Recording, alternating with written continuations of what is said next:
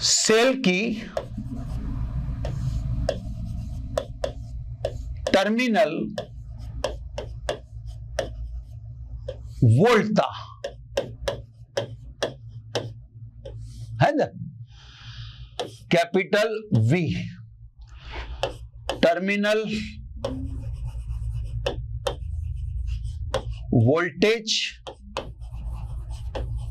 ये सिंपल आप इसको अभी तक क्या कहते रहे, विभवांतर, है ना, क्लियर।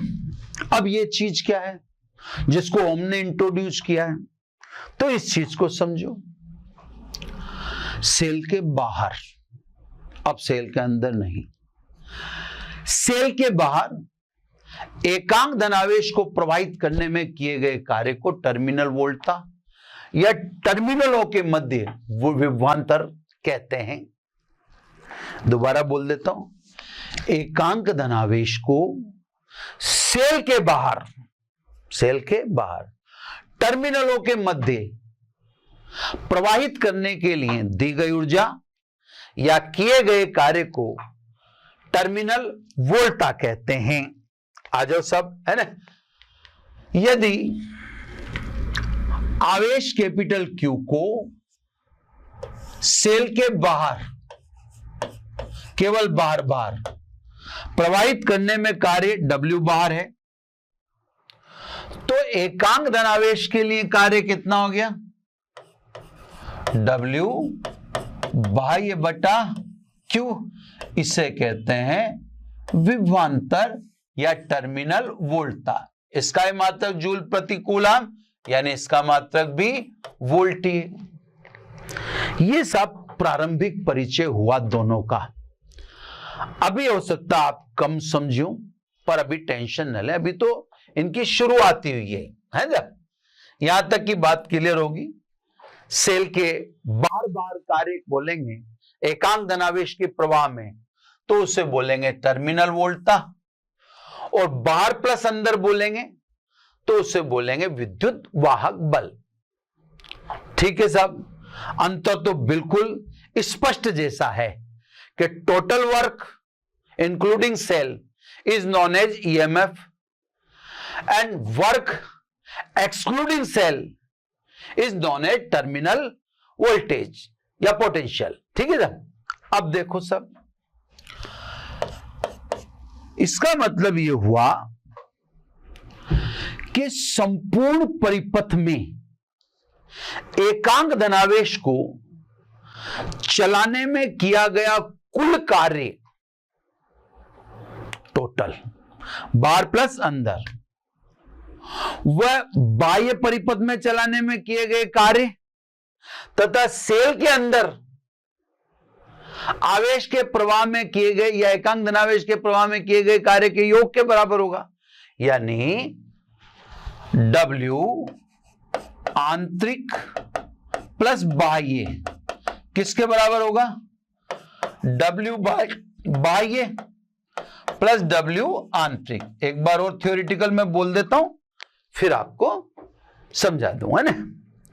मैंने कहा कि सेल सहित संपूर्ण परिपथ में एकांक धनावेश को चलाने में किया गया कार्य, सेल के बाह्य परिपथ में एकांक धनावेश को चलाने में किए गए कार्य W बाह्य,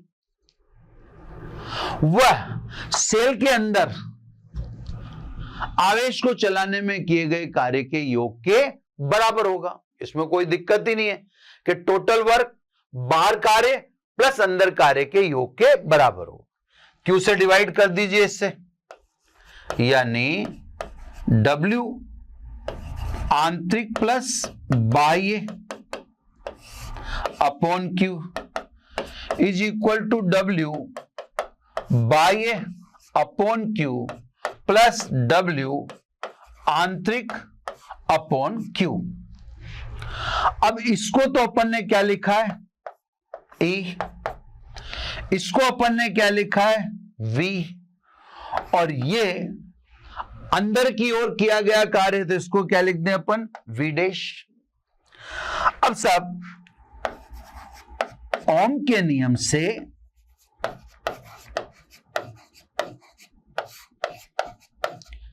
बाह्य परिपथ में चलाने में किया गया कार्य किसके बराबर होना चाहिए? आई आर के बराबर। वह आंतरिक परिपथ में कार्य किसके बराबर होना चाहिए? आई इंटू स्मॉल आर के बराबर। भाई अंदर जो प्रतिरोध है वो तो आप स्मॉल आर से इंट्रोड्यूस कर रहे हो ना, अंदर वाला। तो बाह्य जो कार्य है वो तो हमने इसको किसके रूप में बताया? V बराबर आई आर बताया, जिसको अभी मैंने W अपॉन Q लिखा। तो सब ओम के नियम से V बराबर आई आर और V डैश बराबर आई आर, यानी E is equal to V plus I R. V का मान भी रख देंगे, ऐसी कोई दिक्कत नहीं। ये रिलेशन बिटवीन E और V हो गया साहब, E और V के मध्य ये संबंध हो गया। ठीक है साहब, यहां तक बात क्लियर है। अब इससे अपन जो परिभाषा निकालेंगे वो बहुत शानदार होगी। अब आपको जो एग्जाम में लिखनी है टर्मिनल वोल्टता की और आंतरिक प्रतिरोध, वो ये परिभाषा लिखनी है जो मैं आपको बताने जा रहा हूं, है ना। यहां से समझो साहब, इसको मैं समीकरण नंबर पहले नहीं दियो तो इसको एक ही दे दूं, और पहले दे रखी हो तो फिर ठीक है इसको नंबर चेंज कर दूं। कोई समीकरण मैंने नहीं दी तो सब मैं इसको समीकरण नंबर 1 दे देता हूं। ठीक है, देखो सेल का आंतरिक प्रतिरोध R अल्प हो सकता है, शून्य नहीं। तो पहले मेरी बात को समझ लें, R अल्प हो सकता है but R can not be equal to 0। अल्प हो सकता है, शून्य तो नहीं हो सकता। तो R की तो बात करो मत, है ना। अब देखो साहब, यदि इसको तो छोड़ दो आप, इसको चर्चा में न लें, इसको चर्चा में न लिया जाए, इसलिए मैंने ये चीज लिख दी कि भाई इसको R बराबर 0 मत मानना, है ना। अब आ जाओ, यदि I बराबर 0, 1 से I बराबर 0 है तो V बराबर E। अब यहां से आप विद्युत वाहक बल की शानदार परिभाषा देंगे। क्या देंगे साहब? अब मैं बता देता हूं, है ना। सेल का विद्युत वाहक बल, तो सभी बच्चे ध्यान रखें वो बेसिक था, वहां से समझना जरूर ज्यादा उचित लगता है। बेसिक से कोई चीज को उठाते हैं ज्यादा इफेक्टिव होती, अच्छा लगता है। लेकिन आप एग्जाम में जो लिखें वो ये लिखना फॉर एग्जाम, क्योंकि पॉपुलर ये है। जब सेल खुले परिपथ में हो, अर्थात सेल से धारा नहीं ले रहे हूं, मैं आपको दिखा देता हूं सर्किट में ले जाके। ये सब आप लाल बिंदु को ना देखें, मैं आपको करके दिखा देता हूं ताकि आपको कोई डाउट नहीं है। ये देखो, सेल खुले परिपथ में, अब सेल से धारा नहीं ली जा रही। क्लियर सब? तो जब सेल खुले परिपथ में हो, अर्थात सेल से धारा नहीं ली जा रही हो, तो वोल्ट मीटर के पाठ्यांक को, टर्मिनलों के मध्य विभवांतर को, कुछ भी कह दें, है ना, विद्युत वाहक बल कहते हैं। तो आप जहां भी लिखें परिभाषा वो यही लिखें। अभी देखो मैं आपको अगले उस पर सर्किट भी बना के दिखा देता हूं ताकि आपसे कहीं चूक हो ही ना। ठीक है, चलो मैं पहले एक सर्किट बना के दिखा देता हूं आपको, फिर ताकि चूक का कोई गुंजाइश ही नहीं रखें, अपने से सारा सर्किट अच्छे से। अब आज के बाद सेल के नीचे तो आपको ही लिखना पड़ेगा, वी तो लिख ही नहीं सकते आप। आंतरिक प्रतिरोध हो सकता है, ये आंतरिक प्रतिरोध दिखा दो। ठीक है, ये की, ठीक है, वोल्ट मीटर सदैव समांतर क्रम में, ये वोल्ट मीटर सदैव समांतर क्रम में, ये पॉजिटिव तो ये पॉजिटिव, ये नेगेटिव तो ये नेगेटिव। प्रतिरोध के समांतर क्रम में होता है, आप देख लो विद्युत प्रतिरोध के समांतर क्रम में ही सामने दिख रहा है आपको। अमीटर ऑलवेज इन सीरीज, ये श्रेणी क्रम में जोड़ देता हूं अमीटर को। ये बीच की लाइन मेरे को मिटानी पड़ेगी, पर वो पूरी मीटर जाएगी तो लफड़ा हो जाएगा। चलो मीटर की पूरी, लेकिन मेरे को मिटानी तो बीच की थी, है ना। चलो कोई बात नहीं। ये अमीटर है, अमीटर सदैव श्रेणी क्रम में। एक मिनट, लाइन सीधी नहीं है, थोड़ा सा मैं उसको कर ही लेता हूं थोड़ा, है ना। लाइन को जमी नहीं मेरे को, ये सब ये जगह मैंने छोड़ के मैंने ही लगा दिया अमीटर, ठीक है ना। अमीटर सदैव सीरीज में, सीरीज में का मतलब ये प्लस और ये माइनस, ठीक है। बाकी और चीज फिलहाल अपने लिए जरूरी नहीं है, जोड़ सकते हैं धारा नियंत्रक वगैरह वगैरह, है ना। ये आप प्रतिरोध के सिरों पर विभव का पतन, वो ए और बी के बीच में ओम के नियम से पढ़ते ही हैं, जब धारा बहेगी V बराबर IR, है ना। तो अब आ जाए सब, अभी देखें आप, अभी मैंने ऊपर उसको दिखा दिया, चलो उसको मिटा देता हूं ताकि जब काम ही कर रहे हैं तो एक बार के लिए आपको परफेक्ट करके दिखा देता हूं, है ना। अब देखो इस समय जब सेल खुले परिपथ में, अर्थात सेल से धारा नहीं ली जा रही है, नहीं ले रहे हो आप इस समय, सेल से धारा नहीं ले रहे हो, है ना। तो वोल्ट मीटर के पाठ्यांक को या टर्मिनलों के मध्य विभवांतर को, एक ही बात है, दोनों समांतर क्रम में ही तो है, और समांतर क्रम में विभवांतर सदैव समांतर। तो बोलने में कंफ्यूज मत हो, आप सिंपल ही बोल दो, वोल्ट मीटर के पाठ्यांक को विद्युत वाहक बल कहते हैं। क्लियर होगी बात, मैं वापस पीछे ले जाता हूं, है ना। अभी क्लियर हो गया, अब भी क्लियर हो जाएगा इसके साथ साथ, है ना। ये भी इंपॉर्टेंट, सेल की टर्मिनल वोल्टता। मैं एक बार और बोल देता हूं कि ये मत लिख देना R बराबर 0, क्योंकि R बराबर 0 से V बराबर ही हो रहा है, वो नहीं, I बराबर 0। जब सेल खुले परिपथ में, अर्थात सेल से धारा नहीं ली जा रही है, तो वोल्ट मीटर के पाठ्यांक को विद्युत वाहक बल कहते हैं। बिल्कुल सिंपल, मैंने 3-4 बार बोल दी, रट लेना, लिख लेना, यही लिखनी है, पुरानी वाली नहीं लिखनी, अभी तक पढ़ाई वाली नहीं लिखनी।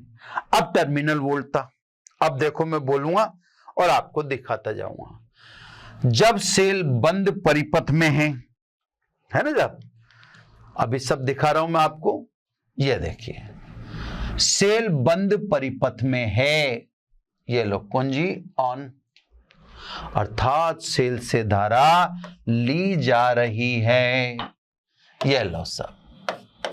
अब सेल से आप क्या ले रहे हो, धारा। अब विद्युत प्रतिरोध पर विभवांतर कितना लिखोगे, ओम के नियम से V बराबर IR, यही लिखोगे। तो जब सेल बंद परिपथ में हो, अर्थात सेल से धारा ली जा रही हो, तो वोल्ट मीटर के पाठ्यांक को, टर्मिनलों के मध्य विभवांतर को, या प्रतिरोध के सिरों पर विभव के पतन को, IR को, अपन कहते हैं सेल की टर्मिनल वोल्टता। दोनों में रात दिन का फर्क है ना। अब क्या फर्क है सब, तो फर्क सुनो, इधर लिख देता हूं मैं E और इधर लिख देता हूं मैं V। अब आप फर्क सुनेंगे, है ना। ई में पहली बात, ई सेल का लक्षण है, that is the property, that is the character of cell. जब आप मार्केट में सेल लेने जाते हैं, आपने कहा साहब 1-1.5 वोल्ट का सेल दे दो, या आपने कहा सेल दे दो, तो दुकानदार ने आपको एक पेंसिल सेल या बड़ा सेल दिया, वो सेल सील है, खुला हुआ सेल आप लेंगे ही नहीं, वो सेल सील है। वो सेल सील है का मतलब उससे धारा नहीं ली जा सकती, फिलहाल सील है, और उस सेल पे लिखा है 1.5 वोल्ट। अब देखो सब, जब सेल ही सील है तो I बराबर 0, और आप यहां पे देख लो, यदि I बराबर 0 हो तो V बराबर भी क्या होगा, 0 ही होगा। अब बताओ उस सेल पे 1.5 वोल्ट क्या लिख रहा है, वो 1.5 वोल्ट लिख रहा है E। आपके पास कार है, ट्रैक्टर है, ट्रक है, जो भी है, आप बैटरी परचेज करने जाते हो 12 वोल्ट की जो होती है ना, उस बैटरी को आप तभी परचेज करोगे जब उसके टर्मिनल सील्ड हो, मतलब यूज्ड नहीं हो। आप ऐसा थोड़ी करेंगे कि कहीं भी बैटरी लेने जाएंगे और वो अपनी यूज बैटरी आपको दे देगा, आप उससे क्यों परचेज करेंगे, नेवर। तो आप पैटी पैक वो बैटरी लेंगे जिसमें इलेक्ट्रोड सील्ड हैं, मतलब अभी उससे धारा नहीं ली जा रही, I इज इक्वल टू 0, तो उस पर जो 12 वोल्ट लिख रहा है वो भी तो नहीं हो सकता। फिर वो 12 वोल्ट क्या है, दैट इज E, यानी E सेल की क्षमता है, ताकत है, इतनी पावर है उसके अंदर। छोटे सेल की 1.5 वोल्ट की पावर है, बैटरी की 12 वोल्ट की, जो आपको अभी उदाहरणों में बताया। क्लियर? तो सब E सेल की क्षमता है। V सेल का प्रभाव है। जब आप सील खोलकर टॉर्च में सेल डाल देंगे तो बल्ब जल जाएगा। जब बैटरी की सील खोलकर आप उसको कार में लगा देंगे, कार चल जाएगी। ये सेल का प्रभाव है। कौन? V। क्योंकि जैसे आपने सील खोली, करंट फ्लो होगी, I है तो ओम के अकॉर्डिंग I है तो IR है, यानी टर्मिनल वोल्टता है, जो मैंने यहां भी लिख रखी है, देखो V बराबर IR। तो ये सेल का प्रभाव है। जब सेल लगाओगे तो धारा प्रवाहित होगी, धारा प्रवाहित होगी तो V पैदा होगा। ऐसे समझ लो, जैसे मान लो मैं पढ़ा रहा हूं, नीचे आपने देखा होगा एक सरस डेयरी या किसी दूध की डेयरी है, उसको मैंने लाइट दे रखी है, मैंने सप्लाई दे रखी है, मैं देने वाला, मैं हूं E। वो उस लाइट को कंज्यूम करेगा, वो है V। तो डोनर, दाता E है, और जो उसको इस्तेमाल कर रहा है वो V है। और समझाता हूं, आपके घर में कई जगह पर इलेक्ट्रिक स्विच लगे होंगे, स्विच के साथ प्लग का भी ऑप्शन दे रखा होगा आपने। अब उस प्लग में आप क्या नाम से 3 पिन 2 पिन का यूज करके मिक्सी भी चलाते होंगे, कूलर भी चलाते होंगे, टेबल फैन भी चलाते होंगे, और भी चीजें चलाते होंगे, चार्जर भी चलाते होंगे। इसका मतलब उस 3 पिन की 2 पिन में कुछ न कुछ है, जो आपके मोबाइल को चार्ज कर देती है, जो आपके पंखे को चला देती है, जो आपकी मिक्सी को चला देती है, जो आपके कूलर को चला देती है। जो उन पिन के अंदर है, जिसका यूज नहीं कर रहा, वो E है, और आपने कूलर चला लिया तो वह धारा बेगी, V बन गया। तो एक तरह से मानसिकता बनाए कि E देने वाला है, और E जब दे देता है तो यूजर उसको V के रूप में यूज करता है। ठीक है ना? अगली बात, E विद्युत प्रतिरोध R पर निर्भर नहीं करता है।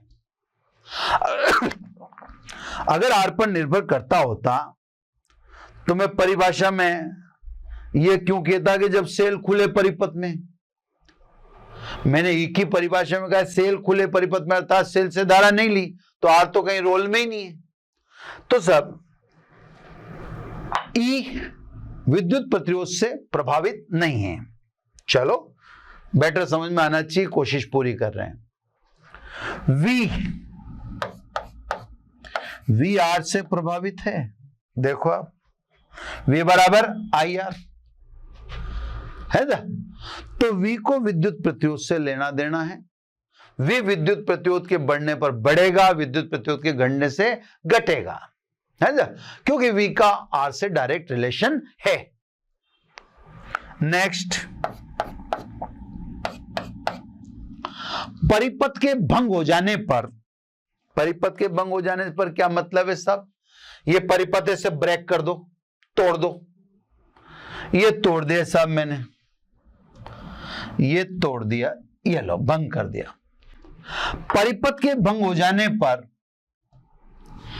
ई अपरिवर्तित रहता है, ई को कोई लेना देना नहीं, क्योंकि आप जब परचेज करके लाए थे तब भी तो सेल कौन सा यूज आ रहा था, तब भी ई था। 1.5 वोल्ट तो तब भी लिख ही रहा था ना, वो इसी को ई कहते हैं, है ना।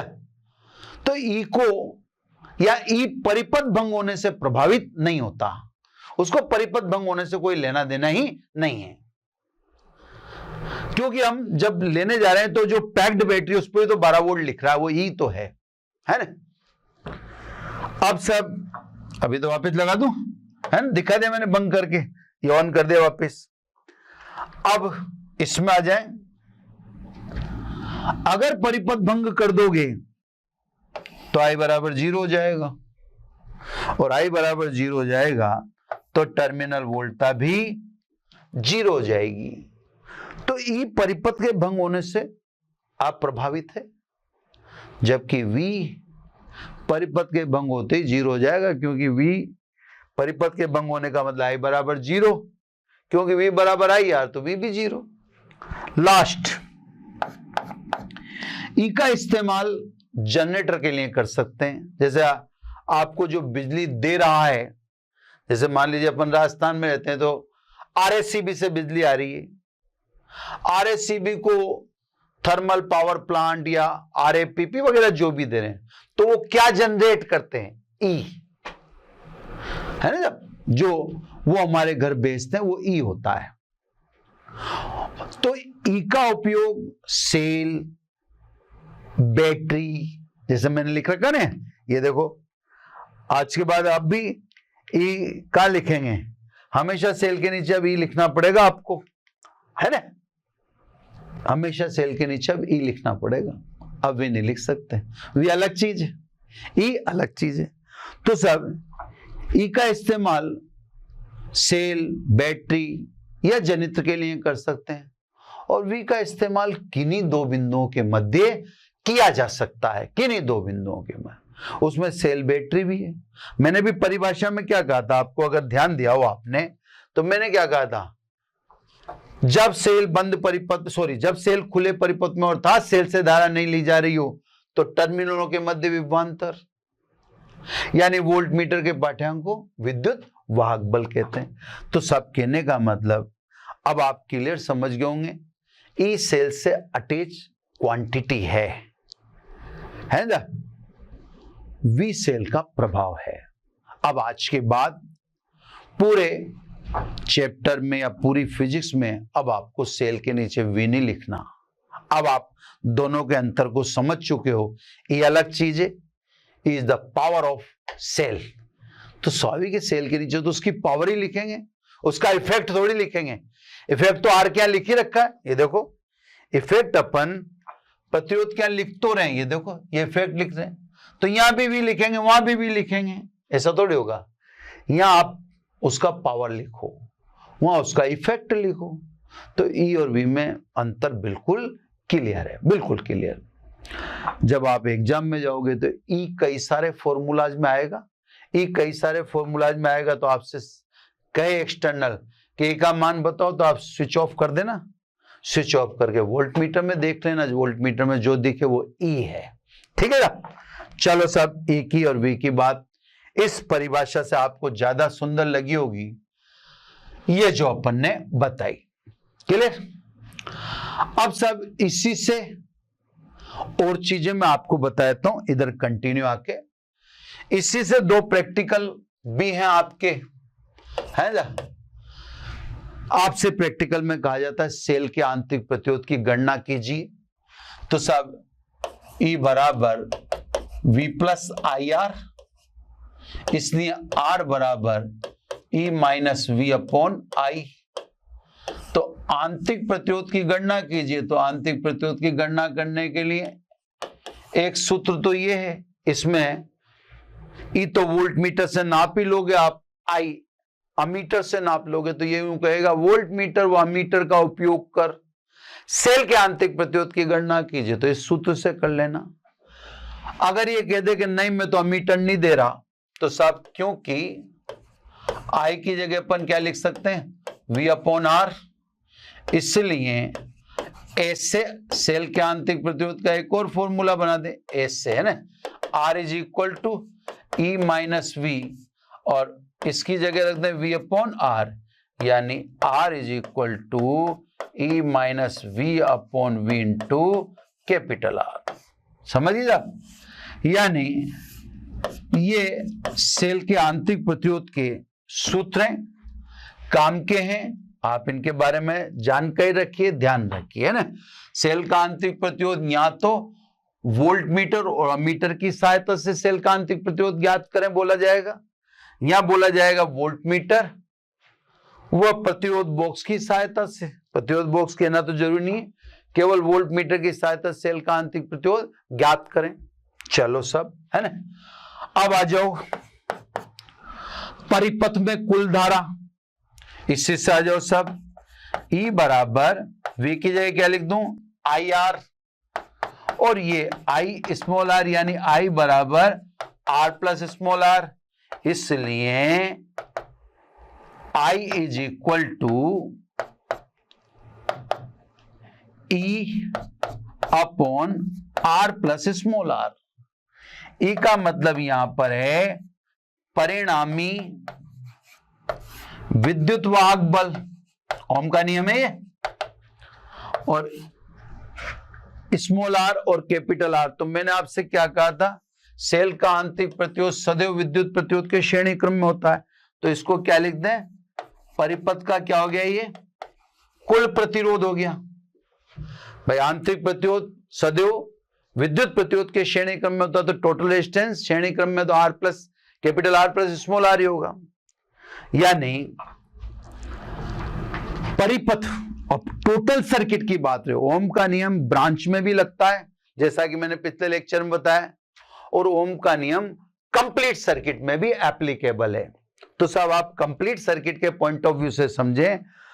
ओम का नियम कहता है I बराबर परिणामी विद्युत वाहक बल बटा कुल प्रतिरोध, ये इससे निकाला है अपन ने। चलो ओम के नियम को तो छोड़ो एक बार के लिए। यहां परिणामी विद्युत वाहक बल का मतलब क्या है, तो उसको ध्यान से समझो।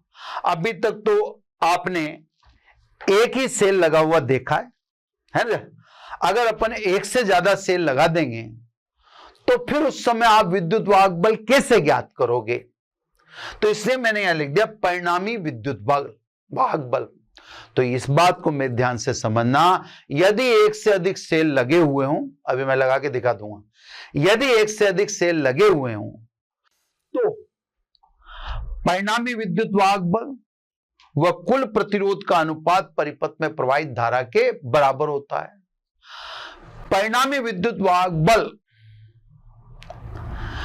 आपको कैसे निकालना है वो आपको समझाता हूं। यदि सेल में धारा की दिशा ऋणाग्र से धनाग्र की ओर हो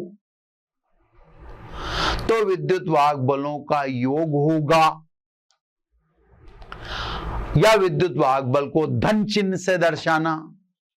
और यदि सेल में धारा की दिशा धनाग्र से ऋणाग्र की ओर हो तो विद्युत वाहक बल को ऋण चिन्ह से दर्शाना। मैं आपको छोटा सा सैंपल दिखा देता हूं। ये सब जैसे मान लो ये धारा की दिशा रही, सपोज ये E1 और ये E2। अब देखो इस सेल में भी धारा की दिशा ऋणाग्र से धनाग्र है, इसमें भी ऋणाग्र से धनाग्र है। तो परिणामी विद्युत वाहक बल क्या लिखूंगा, E बराबर E1 भी पॉजिटिव और E2 भी पॉजिटिव, तो परिणामी विद्युत वाहक बल कितना हुआ? E1 प्लस E2, क्योंकि धारा की दिशा ऋणात्मक से धनात्मक की ओर है। अब चलो सब दूसरा सैंपल ले लें। मान लो ऐसे हो, ये सब ऐसे कर ले, है ना, ये बड़ा। अब यूं देख लें अपन, ये धारा की दिशा, ठीक है। इसका विद्युत वाहक बल बोल दें E1 और इसका बोल दें E2, ठीक है। उधर स्पेस थोड़ी सी कम पड़ रही है, दिख जाएगा आपको, इधर लिख देता हूं, या देखो यहीं पे लिखने की कोशिश करता हूं, है ना। अब ये देखो, ये धनात्मक से ऋणात्मक रहे तो E2 नेगेटिव, जबकि E1 में धारा की दिशा ऋणात्मक से धनात्मक है तो E1 पॉजिटिव। यानी अब कुल परिणामी विद्युत वाहक बल कितना हुआ? ये ऋणात्मक से धनात्मक तो E1 पॉजिटिव, और ये धनात्मक से ऋणात्मक तो E2 नेगेटिव, है ना।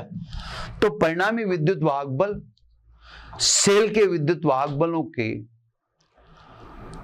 योग के बराबर होता है। ये योग करते समय आप ध्यान रखें कि यदि सेल में धारा ऋणात्मक से धनात्मक हो तो विद्युत वाहक बल पे धन चिन्ह लगाएं, लेकिन अगर धनात्मक से ऋणात्मक रहे तो विद्युत वाहक बल में ऋण चिन्ह का इस्तेमाल करें, है ना। अगर आपको सर्किट यहाँ क्लियर दिख रहा है तो मैं एक बार इधर दिखा देता हूं, एक बार यहाँ पे बना के दिखा देता हूं, ऐसा कैसा, है ना।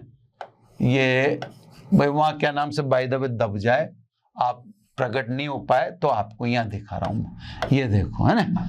अब यहाँ पेन भी एक और कलर का ले लेता हूं तो ज्यादा बेटर समझ में आ जाएगा। ये सब अपन ऐसे मान रहे हैं करंट की डायरेक्शन, इसका विद्युत वाहक बल E1, इसका E2, तो परिणामी विद्युत वाहक बल बताओ सब, ये जो मैं लिख रहा हूं यहाँ पे उसके बारे में बात कर रहा हूं। ये तो ऋणात्मक से धनात्मक है तो E1 तो पॉजिटिव होगा, है ना।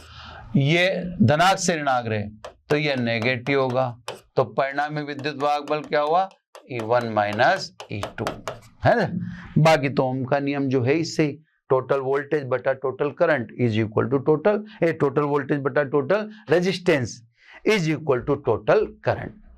अब सब ये चीज और लास्ट में, है ना, लास्ट में ये चीज है साहब कि अब इस फॉर्मूले को आप देख रहे हो, अभी तक देख के आपको लग रहा होगा E बराबर V प्लस IR, यानी E बड़ा होता है, यानी सेल का विद्युत वाहक बल बड़ा होता है टर्मिनल वोल्टेज से।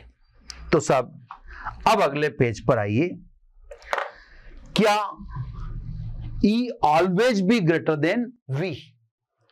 E क्या सदैव V से बड़ा होता है? तो देखो, अब मैं आपको E सदैव V से बड़ा होता है या नहीं इसको एक सर्किट से खड़ा कर दिखा देता हूं, बिल्कुल समय आपका मैं नहीं लूंगा, है ना। ये सब मैंने 2 सेल लगा दिए, यह आंतरिक प्रतिरोध।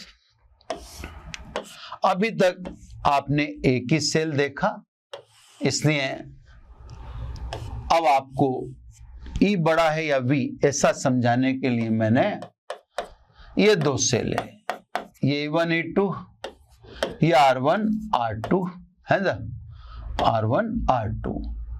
यहां पर A लिख दें और यहां पर B लिख दें। बहुत इंटरेस्टिंग चीज बताऊंगा। अब सब E1 ग्रेटर देन E2, अगर धनात्मक से धनात्मक जोड़ रखा है एक सेल का और ऋणात्मक से ऋणात्मक जोड़ रखा है, तो ऐसी स्थिति में जिस सेल का विद्युत वाहक बल अधिक होगा वो धारा देगा और जिसका विद्युत वाहक बल कम होगा वो धारा लेगा। तो हमने देखो धनात्मक से धनात्मक को जोड़ रखा है और ऋणात्मक से ऋणात्मक को जोड़ रखा है, तो फिर इसमें विद्युत वाहक बल E1 का अधिक है तो ये धारा देगा, जबकि ये धारा लेगा। क्लियर? यानी ये धारा दे रहा है तो इसको अपन हिंदी में कहेंगे धारा देने वाला, यानी निरावेशित हो रहा है। अंग्रेजी में बोल दो डिस्चार्ज। ये तो धारा ले रहा है, जैसे आपकी बैटरी, आप मोबाइल की बैटरी चार्ज करते हो तो इसके बारे में आप लिखोगे आवेशन। यानी चार्ज। तो सब ऊपर वाला सेल धारा दे रहा है, नीचे वाला सेल धारा ले रहा है, यानी ऊपर वाला डिस्चार्ज हो रहा है, नीचे वाला चार्ज हो रहा है। अपना प्रश्न अपनी जगह पर ही, क्या ये सदैव V से बड़ा होता है ना? अब आ जाओ सब, पहले बात कर लेते हैं डिस्चार्ज की। डिस्चार्ज, अब मैं डिस्चार्ज वाला सर्किट उठा लेता हूं। ये देखो A ऊपर वाला है ना, क्लियर? ये B, इसको E1 के रखा है अपन ने, इसको R1। धारा की दिशा में वैसी की वैसी उतार रहा हूं जैसी, ठीक है। A व B के मध्य अपने को विभवांतर ज्ञात करना है, अभी सब पता पड़ जाएगा, है ना। जब ऐसा करो तो एक ट्रेडिशनल तरीका बता रहा हूं मैं आपको। इस ट्रेडिशनल तरीके में आपको क्या करना है, हर कंपोनेंट को दो बिंदुओं के बीच कर देना है। तो ये देखो मैंने लिख दिया P। अब देखो आप, सेल A और P के बीच में हो गया, और आंतरिक प्रतिरोध B और P के बीच में हो गया। तो साहब ऐसे कितनी लंबी ब्रांच हो सकती है, कोई प्रॉब्लम वाली बात नहीं है, कितनी लंबी ब्रांच हो, आपको हर कंपोनेंट को दो बिंदुओं के बीच करना है, ठीक है ना। अब आ जाओ, V बराबर VA माइनस VB, A व B के मध्य विभवांतर कितना हुआ, VA minus VP plus VP minus VB। देख लो आप, जोड़ के देख लो, VP से VP कट गया तो VA माइनस VB बचा। चलो लिखता हूं यहां V is equal to A और B के मध्य ना, VA माइनस VP। देख लो आप, A सेल के धनात्मक से जुड़ रहा है, नहीं जुड़ रहा? A सेल के धनात्मक से जुड़ रहा है, तो A उच्च, P निम्न, क्योंकि P ऋणात्मक से जुड़ रहा है, उच्च में से निम्न जुड़ेगा, उच्च में से निम्न घटेगा तो क्या आएगा, पॉजिटिव। अब A और P के मध्य विभवांतर बोलो कितना है, दिखा रखा है, विद्युत वाहक बल E1 के बराबर। अब आगे चलो, पीछे मत देखो, अब आगे चलो, प्लस, ठीक है। प्लस में बात करो, VP माइनस VB, उच्च विभव से धारा निम्न विभव की ओर आती है, धारा किधर आ रही है, P पर, तो P क्या है, निम्न विभव पर, निम्न, तो इसका मतलब निम्न में से उच्च घटा रहे हो तो क्या आएगा, माइनस। P और B के मध्य विभवांतर बोलो ओम के नियम से, IR1, यानी V is equal to E minus IR। 1 को छोड़ दो इस समय, 1 से अपने को कोई लेना देना नहीं है ना, यानी E बराबर V प्लस IR। चलो सब वही आ गई समीकरण, अरे यही आ गया ना, पहले भी यही था, देख लो आप पहले आराम से, ये देखो E बराबर V प्लस IR। तो जो सेल धारा दे रहा है उसके लिए E बड़ा है, किससे, V से।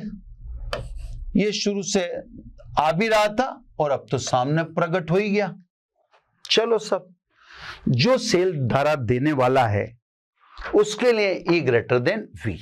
अब आ जाओ सब, दूसरे की बात कर लो, चार्ज वाले की बात कर लो, इसकी बात करो। अब नीचे का सर्किट ऐसा कैसा उतारो, वैसा का वैसा, है ना साहब, जैसे आपने ऊपर किया है वैसा ही आपको वैसा। ये पॉइंट B, ये पॉइंट A, ये E2 लिख दो फिलहाल, या R2 फिर बाद में तो वो E और V कर दूंगा ना। धारा की दिशा ऐसी कैसी उतार देता हूं, ये धारा की दिशा देख लो आप, मैंने किसी प्रकार का कोई चेंज किया हो तो आप अच्छे से देख लो, जैसा सर्किट में दिख रहा वैसा का वैसा। अब A और B के मध्य विभवांतर निकालो, कौन से वाले सेल के लिए, चाहे तो A व B के मध्य विभवांतर वही VA माइनस VB, विभवांतर निकालने के लिए हर कंपोनेंट को दो बिंदुओं के बीच कर लो, तो कर लो साहब, ये दो बिंदुओं के बीच कर लिया, सेल को ए और क्यू के बीच कर लिया, और आंतरिक प्रतिरोध को क्यू और बी के बीच, तो क्यू लिखते दोनों अपने आप हो गए। अब देखो VA minus VQ plus VQ minus VB, जोड़ के देख लो, VQ कट गया, VA माइनस VB बचा जो आपको चाहिए। अब देखो V बराबर, अब A सेल के धनात्मक से जुड़ रहा है, धनात्मक मतलब उच्च, और Q नेगेटिव से जुड़ रहा है, नेगेटिव मतलब निम्न, उच्च में से निम्न गया धनी आएगा।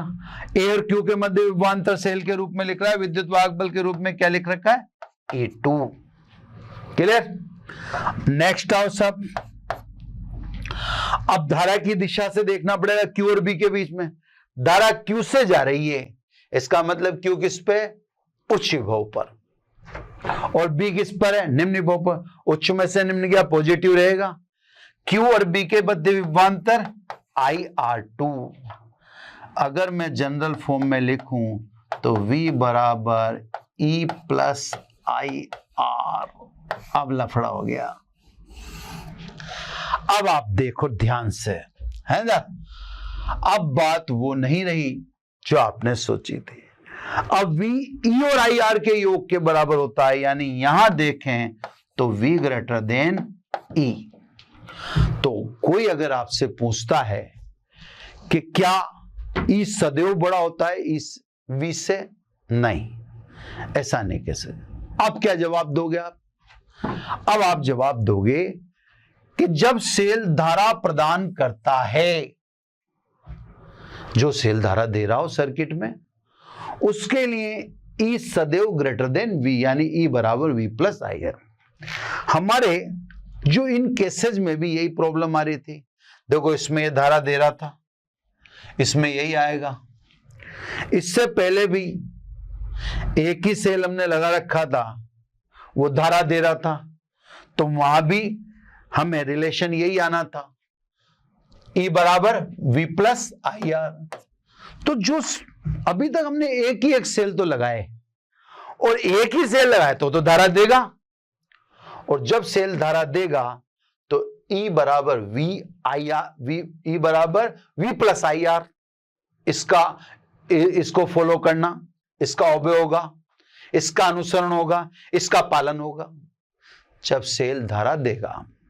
तो अभी तक के सर्किट में हमारे एक ही सेल लग रहा था, लेकिन जब हमने चार्जिंग डिस्चार्जिंग का केस लेके दो सेल लगाए, दो सेल लगाते ही सामने बात आ गई कि भाई जो सेल धारा लेता है, यानी जिसका आवेशन है, जो सेल धारा लेता है उसके लिए V बड़ा होता है E से। अब देखो ना, ये आरोपित वोल्टेज ज्यादा है।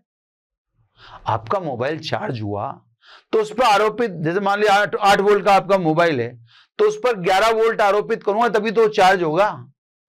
तो जो चीज चार्ज होती है, यानी जो धारा लेती है, अब आपका मोबाइल डिस्चार्ज हो गया, 2-3 वोल्ट रह गया उसमें, तो आप उस पर 12 वोल्ट आरोपित करेंगे, तो आरोपित वोल्ट था 12, और उस सेल का विद्युत वाहक बल 2-3 वोल्ट, तो जो लेता है उसका विद्युत वाहक बल कम होता है आरोपित वोल्टता से। तभी तो आपका मोबाइल लेकर चार्ज होगा, उसको चार्ज होने के लिए लेना ही पड़ेगा ना, तो उसका ही कम हो चुका, तभी तो आरोपित वोल्टता से वो क्या ले रहा है, धारा ले रहा है। और जो दे रहा है उसकी वोल्टता ज्यादा है, तभी तो वो दे रहा है, क्यों ना। तो कहने का मतलब एक तो ये बात कि जरूरी नहीं है कि ई सदैव V से बड़ा हो। ये तो हम यहां पर भी देख सकते हैं, जब हमने एक से अधिक सेल लिए, ये देखो यहां पे, इसलिए मैंने परिणामी विद्युत वाहक बल, तो एक से अधिक सेल लोगे तो फिर आपको ध्यान रखना पड़ेगा कि भाई सेल धारा दे रहा है, क्या दे रहा है, तो E बराबर V प्लस IR, और ले रहा है तो V बराबर E प्लस IR, है ना। अगर E की फॉर्म में जमाओगे तो V माइनस IR हो जाएगा, अगर उसी की उसी फॉर्म में जमाए तो जरूरी नहीं हो तो दिख रहा है। तो बच्चों सेल के संदर्भ में ये लेक्चर बहुत ही डेप्थ में लेने की कोशिश की गई है। कोशिश करते हैं, देखो अब मैंने यूं तो नहीं कहते कि साहब बहुत शानदार है, ठीक है, जितना कोशिश कर सके अपन उतना कर रहे हैं, बेटर टू बेटर, ताकि आपको ई और वी के संदर्भ में बात पूरी समझ में आ चुकी है। अब आप समझ जाएं कि ई अलग चीज है, वी अलग चीज है। अब तो ई और वी बड़ा हो छोटा हो ये भी अब आप कुछ नहीं कह सकते, क्योंकि आपके सामने वो सिचुएशन भी दिखा दी। एक आपको देखो सर्किट को तोड़कर विभव का अंतर ज्ञात करने का भी स्टाइल बता दिया कि हर कंपोनेंट को दो बिंदुओं के बीच में कर दें और इससे ऑर्डर लेते जाएं। ये प्रैक्टिस से आपको आएंगे ना। बाकी आपको इससे संबंधित और भी जानकारी चाहिए तो आपसे कही रखा, आप मोशन लर्निंग ऐप डाउनलोड करें, वहां आपको ये टेक्निक सिखा देंगे, आपको अन्य क्वेश्चन दे देंगे, डीपीपी दे देंगे, सॉल्यूशन दे देंगे। वहां आपसे ज्यादा हम मुखातिब हो सकते हैं, है ना। तो बच्चों आज इतना ही। अब कल वाला लेक्चर और इंपॉर्टेंट रहेगा, क्योंकि उसमें सेलों का संयोजन आ जाएगा, श्रेणी क्रम और समांतर क्रम। वो एग्जाम पॉइंट ऑफ व्यू से भी इंपॉर्टेंट है और भी उद्देश्य उसके पीछे हैं। फिर वापस हम किरचॉफ के द्वारा प्रतिरोध पर ही सेंटर्ड होंगे। तो बच्चों आज इतना ही। Thank you very much.